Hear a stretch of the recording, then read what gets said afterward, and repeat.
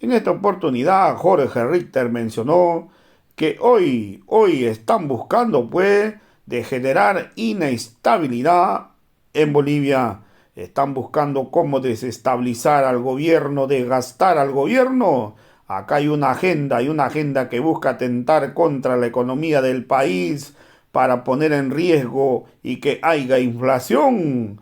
Hoy están buscando los conflictos y esto no va a parar porque es parte de una agenda. Están buscando cómo acortar el mandato del presidente Luis Arce Catacora. El gobierno había planteado desde principio, propuso censo para el 2024. Camacho, el comité interinstitucional, no han logrado nada con los paros, han fracasado y fueron cambiando de demanda para encontrar una razón a su paro. En 28 días se ha perdido más de 1.000 millones de dólares para Santa Cruz, todo por culpa de Camacho, pero no lograron nada, nada han logrado, no tuvieron ningún resultado y hoy buscan de aprobar una ley del censo para buscar una salida al paro, a este paro fracasado. Y los cívicos para Santa Cruz. ¿Y cuánto pierde Bolivia con todo lo que ha acontecido? Y una pregunta adicional a ello es si, respondiendo también tu pregunta con otra pregunta, si con este tema del censo, si es que es necesario o no la ley, si sale o no, de repente sí, se terminará todo este lío del censo. O como preveíamos en algún momento, decir, si con el tema del censo ya se resuelve todo, tú decías, no, van a venir otros temas, el tema de la distribución económica, el pacto fiscal y otros temas como el tema de los escaños, en fin. ¿Cómo llegaremos a resolver todo este lío al final de cuentas? Jorge, te paso nuevamente el micrófono. Pues Ramiro, la respuesta a la última pregunta, si con la atención a las demandas de redistribución de recursos, de reasignación de escaños, de determinación de la fecha del censo, concluyen y terminan los problemas, pues la respuesta es no. La respuesta es no, Ramiro, porque hay una lógica, sobre todo de el factor de conflicto de uno de los miembros o de dos de los miembros del comité interinstitucional de manera fundamental, pero del comité interinstitucional ya de manera general, de no, de no darle tranquilidad a la situación y estabilidad a la situación política de nuestro país. ¿Esto qué quiere decir? Hay una agenda establecida, prolongada, larga, de poder establecer una serie de demandas, entre comillas, demandas que son demandas construidas para generar una lógica de impacto sobre el proyecto social y político, impacto político sobre el proyecto social y popular del país, quise decir. Esto no es otra cosa, Ramiro, también, ya lo habíamos mencionado en alguna oportunidad. Este es un trabajo de desgaste constante y permanente de lo que significa el proyecto social y popular de Bolivia, de nuestro país. Y en ese sentido, la agenda va a incluir un intento de invalidación permanente sobre los distintos elementos. Por un lado, tú tienes un ataque constante a lo que es el trabajo efectuado hasta el día de hoy en materia económica del país. Y ahí hacemos rápidamente un paréntesis y observamos cómo en los distintos medios de comunicación los actores políticos traducen una, entre paréntesis, preocupación porque ya el país tuviese riesgos inflacionarios, a pesar de que Bolivia viene manteniendo desde hace más de una década una inflación controlada, siempre está sobre el tapete esto de atemorizar, estas lógicas de atemorizar a Bolivia, a los bolivianos, a su sociedad, de que ya hay riesgos de que en Bolivia pueda darse una espiral inflacionaria como sucede en otros países. Y estos son anuncios permanentes y constantes que nunca llegan, que nunca se concretan, porque hay un modelo económico que es el que rige y controla en Bolivia determinadas variables que permiten poder administrar una inflación muy, muy baja. Pero el anuncio es permanente y el anuncio es constante. Hoy las miradas están focalizadas en poder generar una serie de temores, de miedos en la sociedad para, para construir una zozobra que les permita siempre tener ese escenario de inestabilidad política, de inestabilidad social, de zozobra, para avanzar en la lógica del año 2019. Esto es el objetivo mayor, la ruptura institucional. Por ello, volvemos al principio de lo que decíamos, Ramiro. Ese grupo de personas o de intelectuales o de personalidades de la opinión en nuestro país que señalan y dicen hay que recuperar nuestra libertad. Y dime tú, Ramiro, si ha existido mayor libertad que estos momentos en los cuales tienen la posibilidad de decir a través de su libertad de expresión, pero ejercida con adjetivos, con insultos, con asociaciones negativas a cada uno de los que estamos en el accionar de la vida política, a nuestra dirigencia social, a nuestros sectores sociales, a los que no hacen más que referirse todo el tiempo, ya sin ruborizarse. Antes, Ramiro, todavía procuraban no decirlo o procuraban que sea solamente se excusaban señalando que era un momento de ofuscación, pero ahora ya es todo el tiempo esto de referirse a la gente en las organizaciones sociales como hordas, como sectores salvajes, que cuando se manifiestan están en la expresión de un acto de incivilidad, de un acto de irracionalidad que no logran gestionar ni administrar. Ahora ya es constante y ahora ya es permanente esto. Los insultos y los canales de odio que circulan a través de las redes sociales también, Ramiro. Esto empieza a ser, se está casi naturalizando o normalizando de manera corriente en el día a día.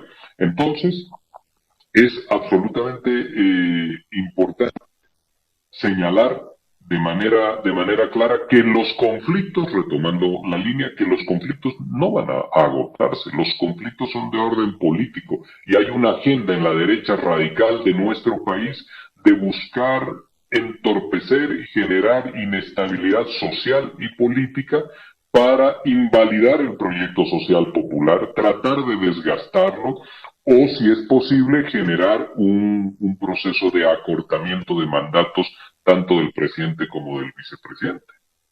Porque ellos imaginan que es posible nuevamente ir hacia un proceso electoral en el cual creen que tienen opciones de ganar. Pero las renuncias de los mandatarios generan momentos de crisis con menores posibilidades electorales. Ya lo hicieron en el 2019 y tuvieron una sorpresa después en el año 2020, en las elecciones. Lo hicieron, Ramiro. Entonces, la pregunta, menos conflictos con lo que ha sucedido en Santa Cruz, no es el escenario previsible. Y también hay otro elemento acá que comentarle y decirle a nuestros hermanos y hermanas de la Causacho.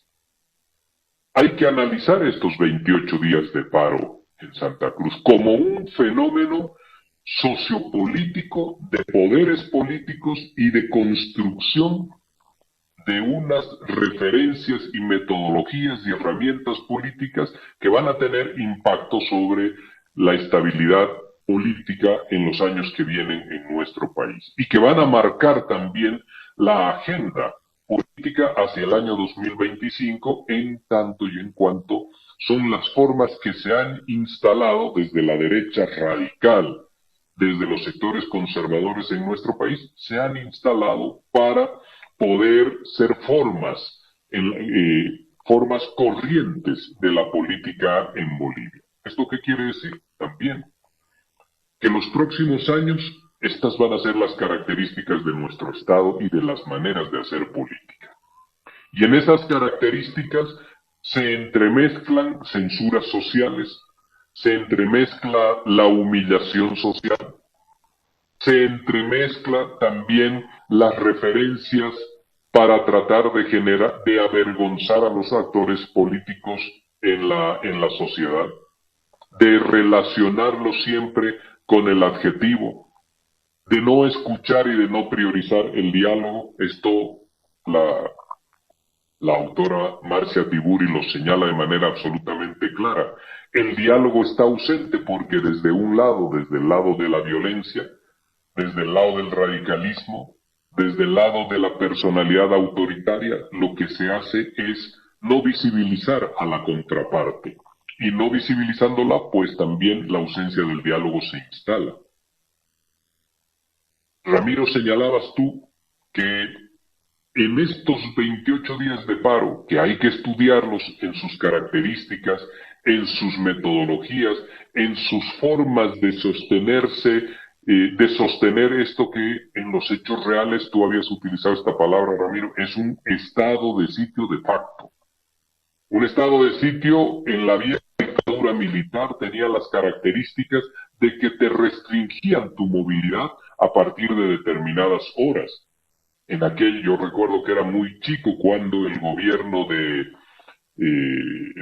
dictatorial de García Mesa y los estados de sitio comenzaban a las 7 de la noche. Después iban flexibilizando hasta las 10 de la noche, pero esta era la característica, una restricción de tus posibilidades de locomoción y de transitar por la ciudad, porque las ciudades estaban militarizadas. Esto ocurre ahora en Santa Cruz hacia las 5, hacia las 6 de la tarde.